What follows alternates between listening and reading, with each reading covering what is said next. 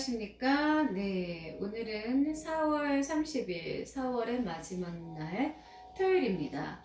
네, 제가 그동안 뭐 스피치가 스펙을 이긴다, 뭐 가끔 이제 수업식으로 진행도 해봤고, 또 잡사 이론이라고 해서 세상 두루두루 살아가는 이야기도 해봤고, 이제 일요일날 같은 경우는 이제 주로 영화 이야기를 했는데 오늘은 1탄과 2탄이 있기 때문에 제가 토요일날 영화 이야기 그리고 일요일날 마저 영화 이야기를 한번 재밌는 이야기로 꾸며보겠습니다.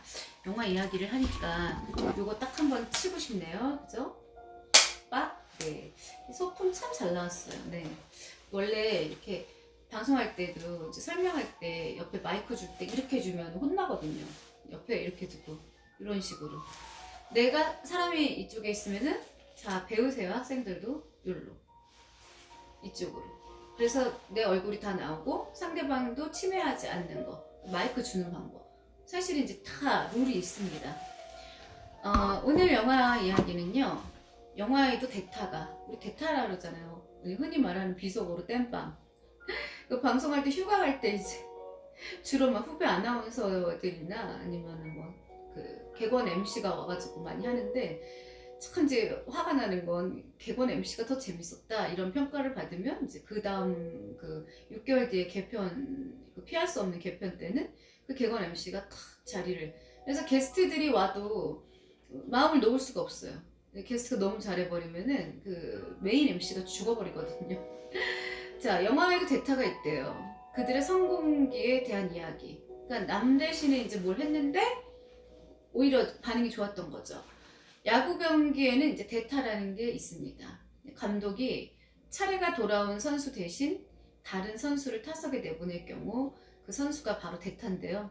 작전상 꼭 필요하다고 판단될 때 감독이 내리는 용단입니다. 그렇다고 대타가 반드시 성공을 보장하는 건 결코 아니에요. 객원으로 이제 프리랜서나 아니면 이제 연예인이 와서 해볼 수 있을 것 같거든요. 할 수 있을 것 같으니까 방송 진행을 했는데 뭐 식은땀 나고 뭐 대본 잘 숙지 못하고 막 뭐 이러면 이 사람은 나중에는 다른 곳에 가서도 기회가 주어지지 않아요. 그러니까 결국은 대타를 하는 사람들 자체는 이미 무기가 되어 있는 거예요. 내가 언젠가는 나를 불러줄 때가 있겠지. 그때를 대비해서 정말 피가 나는 노력을 하는 거죠. 피나는 노력을 갈고 닦는 거죠. 대타라는 건 야구에만 한정된 게 아니라 영화에서도 흔히 있는 일인데 영화를 제작할 때 하나의 주요 배역이 결정되기까지 많은 얼굴들이 물망에 오르내리는 건 당연한 일입니다. 하지만 최적임자로 꼽힌 배우에게 그 출연을 거부당하면 제작자나 감독은 뭐 난감할 수밖에 없죠. 하는 수 없이 이제 다른 배우를 이제 물색을 하는데 영화판에서 그런 경우는 아주 비일비재하고 대타로 등장한 배우가 일약 대성공을 거두는 사례도 많습니다. 이게 바로 꽝 대신 닭의 성공기랄까? 예, 그 흥미로운 이야기를 한번 모아보겠습니다. 우선 제가 이제 띄워드리겠지만 이 영화 시카고예요. 시카고. 캐서린 제타 존스, 앤 리차드 기어, 그리고 로니 제리거. 자, 리차드 기어는요. 신사죠, 진짜. 잘생겼잖아요. 존 트라볼타 대타로 시카고에 출연해서 노래를 상당히 잘해요. 오, 정말 재주가 많은 배우예요. 그 음발이 너무너무 은은하게, 멋지게, 네. 정말 그, 이제 연세 많이 드셨는데 불구하고 그 카리스마, 그 부드러운 카리스마, 그리고 그 멋진 용모는 지금도 많은 팬들의 가슴을 설레게 하고 있습니다. 대타가 성공한 영화를 떠올릴 때 가장 먼저 생각나는 영화 중 하나는 시카고다. 당시에 퇴물 장르라는 오명을 불식시키고 뮤지컬의 부활을 알린 뛰어난 작품인데요. 2003년에 아카데미 최우수 작품상을 거머쥐었고 미국에서만 1억 7천만 달러를 벌어들이면서 흥행에서도 통쾌한 홈런을 날렸습니다. 애초에는 니콜라스 하이트너 감독, 셔리스 테론이 주연을 맡게 됐는데 감독이 론 마셜로 이제 바뀌면서 테론의 배역은 르네 젤리거에게 넘어갔습니다. 그리고 아카데미 이제 여우주연상 후보에까지 오르는 기염을 토하는데 그녀는 여기서 놓친 주연상을 오즈의 마법사의 주연 배우였던 주디 갈란드 아시죠? 예전에 한번 다뤘었는데 굉장히 불운한 어린 시절을 보냈던 아역스타였었죠. 주디 걸란드의 일생을 그린 영화인 2019년작 주디에서 수상을 했습니다. 싱크로율이 거의 99%였어요. 그러나 시쳇말로 더욱 땡잡은 배우가 따로 있었는데 영화사에선 끝까지 끈질기게 그리스에서 그 막 현란한 그 몸놀림으로 춤을 추던 존 트라볼타를 기억하십니까? 존 트라볼타에게 남자 주인공인 변호사 역을 제안했지만 그는 끝내 거절했어요. 평원감사도 제 싫으면 그만이다 라던가요. 그 대타로 리처드 기어가 발탁이 됐고 영화가 대성공을 거둔 후 존 트라볼타는 땅을 치고 후회했다는 그런 소문이 파다했습니다. 그런데 그 이전에도 존 트라볼타가 출연을 거부했던 천국의 나날들, 아메리칸 지골로, 사관과 신사에 모두 리처드 기어가 대타로 캐스팅이 됐는데 아이러니컬한 건 이 세 작품 모두가 기어에 다 대표적으로 기록이 됐다는 겁니다. 예, 사람은 항상 선택을 잘 해야 돼요. 뭐 그런 거 있잖아요. 옛날에 뭐 선을 보러 갔는데 가기 싫어하고 친구를 내보냈더니 정말 괜찮은 남자가 나와서 그 친구랑 뭐 결혼을 했다. 이런 일도 많아요. 그쵸? 클린트 이스트우드, 찰스 브론슨 대타로 황야의 무법자 시리즈 출연을 했어요. 그래서 1960년대 마카로니 웨스턴이라는 생소한 장르의 영화가 등장을 하는데 바로 이태리의 세르지오 레오네 감독의 황야의 무법자 시리즈가 그것인데 영화가 상영이 되면서 세상을 경악했습니다. 지금은 대배우면서 아카데미상 감독상을 용서받지 못한 자와 또 밀리언 달러 베이비로 2번이나 수상한 클린트 이스트우드가 무명 신세에서 벗어나서 자신의 이름을 전 세계에 떨친 작품이기도 합니다. 그런데 애초에 감독이 주인공 역으로 점찍고 있는 배우는 그가 아니고요. 바로 그 터프가이의 대명사 찰스 브론슨이었는데 그가 거절한 후 이스트우드가 그 자리를 대신했어요. 그래서 이것이 그를 실제 영웅을 능가하는 위대한 배우로 탄생하는 계기가 됐는데 참 사람 팔자는 알다가도 모른다는 그런 거를 바로 이런 경우를 두고 말하는 거 아닌가 그런 생각을 해봅니다.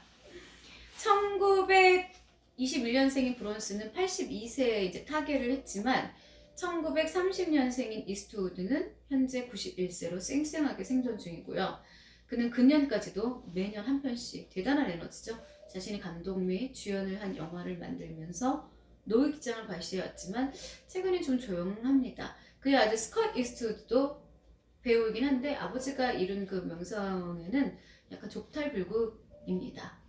자, 클린트 이스트우드, 요 판초, 여자들이 좋아하는 판초 기억나시죠?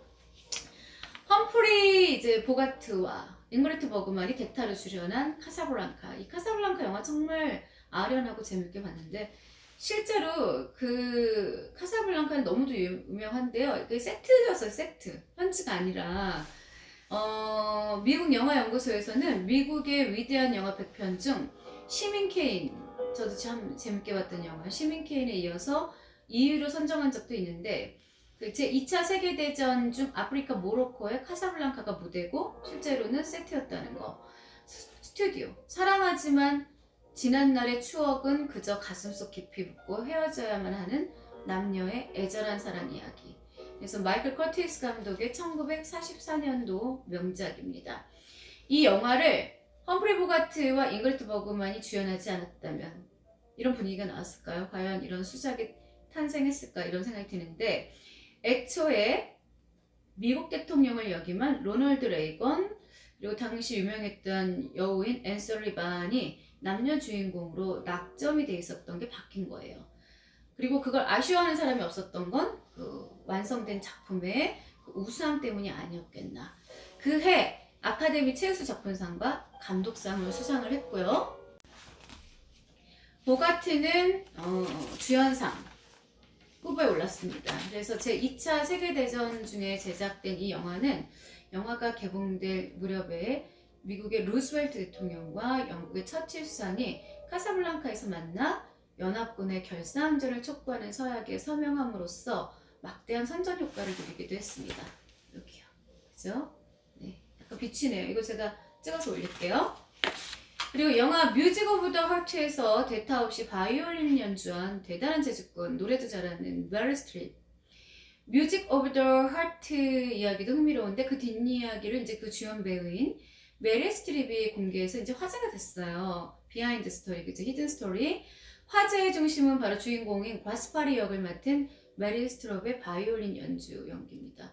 가끔 배우들 대단한 게 피아노를 치는데 피아노를 한 번도 배운 적이 없는데 그냥 외워가지고 치는 경우 한국에도 좀 있었어요. 대단하죠? 그녀는 요즘은 하이테크 시대인지라 배우가 실제로 바이올린을 켤 줄 모른다 해도 기술진이 이제 적당히 커버해 줄 거라고 생각을 했어요. CG, 그 유명한. 그리고 클로즈업 되는 손동작은 전문 연주자의 실제 연주 장면에서 따오는 줄 알았대요. 그런데 그게 전혀 아니었다고 토로를 했어요. 실감나는 연기를 위해서 정말 피나는 연습을 했다고 하는데 유명 바이올리니스트의 지도로 하루 6시간씩 꼬박 2달을 연습했다고 합니다. 연습 도중에 이제 이게 바이올린을 목에 부담이 이제 가는 악기니까 목에 심한 통증도 오고 막 손가락이 이렇게 하도 연습을 해서 짐 모르고 제작 도중에 위기소침하기도 했지만 촬영을 성공적으로 끝낸 순간 형언할 수 없는 감동을 그만큼 노력의 결과물이니까요 느꼈다고 하는데요. 또 아이작 스턴이나 이츠하크 펼머 같은 세계적인 연주자들과 함께 바하, 그 유명한 바하를 연주하는 현장을 함께 했다는 것도 생애 최대 감동적인 순간이었다고 회상을 했습니다. 그런데 이 주인공인 과스페아리 역은 처음부터 메릴 스트립이 아니었대요. 애초엔 최고 인기의 가수 마돈나도 연기 잘하죠. 마돈나에 돌아갔으나 이런저런 사유로 그녀가 도중하차하는 바람에 대신 행운의 여주인공이 된 거죠. 그리고 자신의 배역에 푹 빠져든 메릴 스트립은 2000년 제72회 아카데미 여우주연상 후보에 올랐고 그녀의 뛰어난 연기 덕분에 영화는 더욱 빛을 발하게 됐다는 평가가 있었습니다. 출연하는 작품에서마다 늘 아카데미상 후보에 오르는 메릴 스트립은 17번의 최다 후보의 기록도 갖고 있고요. 잉그리드 버그만처럼 주연상 2번, 그리고 조연상 1회를 수상했어요. 골든글러브 최다 수상자 6회라고 합니다. 1978년 결혼한 한 남자의 아내이자 4자녀의 어머니로 아주 모범적인 가정을 꾸리고 있고요. 1949년생이니까 이제 72세. 팬들은 얼마나 더 그녀의 연기를 볼 수 있으려나 기대를 하고 있고 한때 오페라 가수를 꿈꿨던 예일대학 출신의 엘리트이기도 했습니다. 그리고 간단하게 설명드리면 우리 조지 스코트, 로드스타이자 이제 그 대거로 로드스타이거 대타로 패튼 대전차 군단, 여기 사진이 있습니다. 조국을 위해 죽는 걸로는 아무도 전쟁에 이기지 못한다는 걸 명심해라. 전쟁에서 이기려면 다른 멍청한 녀석이 제 조국을 위해 죽게 만들어야 하는 것이다. 프랭클린 세프너 감독의 1970년작인 패튼 대전차 군단의 프롤로그는 이렇게 시작이 돼요. 그렇게 생생한 독백을 들려준 후 영화는 조지 스코트가 연기한 패튼 장군이 자신의 운명을 완수하는 과정을 보여줍니다. 그런데 패튼 역을 단칼에 거절한 배우가 바로 로드 스타이거, 제가 아까 좀 버벅거렸죠. 1967년 흑인 배우 시드니 포이티어와 주연한 밤의 열기 속에서 아카데미 나무주연상을 수상한 연기파 배우입니다. 많은 사람들은 그 영화에서 이 포이티어가 수상한 걸로 알지만 착각이었다고 해요. 그런데 이 패튼 대전차 군단에서 조지 스코트가 아카데미 나무주연상 수상자로 결정이 되자 스타이거는 뒤늦게 아주 후회를 그렇게 했다고 해요. 후회 막심이었다는 에피소드도 전해지는데 원래 내 거 했는데 이런 거 있잖아요. 너무 배가 아픈 거죠. 이 영화는 나무주연상뿐만 아니라 아카데미상 11개 그 부문 후보에 올라서 최우수 작품상, 감독상, 각본상 등 7개 부문의 상을 낚는 이제 개가를 올렸다고 해요. 대부 시리즈 감독으로 유명한 프란시스 포드 코폴라가 각본상을 탔고요. 그런데 흥미로운 사실이 하나 있는데 조지 스코트가 주연상 수상을 거부한 게 바로 그것입니다. 알 수가 없어요. 헐리우드는. 그는 평소 영화를 평가하는 상이나 시상제도에 대한 불만을 품고 있었는데 그걸 자신에게 주어진 상을 거부하며 보란듯이 표출을 했다고 하는데 개성이 엄청 강한 사람이죠. 말론 브런도가 미국의 인디안 홀대 정책의 반기를 들고 대부에서의 2번째 나무주연상 수상을 거부한 것과 같은 맥락이라고 합니다. 뻐꾸기 둥지로 날아간 새, 또 레걸스, 지상에서 영원으로 등 작품에서의 대타 성공기는 제가 또 내일 다음 시간에 이어서 해드리겠습니다. 그래서 좀 많은 새로운 사실들을 제가 쭉 이어가지고 해드렸는데 어떠셨는지 모르겠어요. 알고 보면 참 재미있어요. 네, 우리 인생에서도 나도 꼭 주연이 아닌 가끔은 누군가의 대타, 조연을 한 적이 있었지만 어느 날 내가 정말 열심히 노력하고 또 그런 기회를 잡았을 때 주연으로 네, 바로 등극하는 그런 경우도 인생에서의 역전들이 되게 많잖아요. 조연이 나쁜 것만은 아니에요. 가끔은 그 주연을 뒷받침해주는 그 조연의 역할은 은은하면서도 훨씬 더 저는 멋지다고 생각합니다. 경쟁이라는 게 사회에서 꼭 필요는 하지만 어떻게 보면 과도한 경쟁들은 너무나 심한 스트레스를 주다 보니까 간혹은 경쟁의 구도보다는 함께 살아가는 그런 모습을 보이는 것도 되게 아름다운 장면이 아닐까 그런 생각을 해보는 그런 날이네요. 자, 행복한 휴일 보내시고요.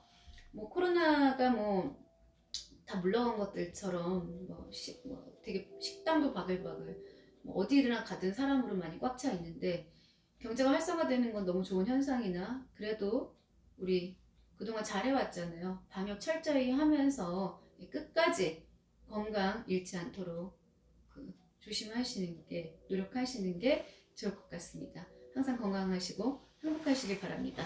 구독과 좋아요 부탁할게요.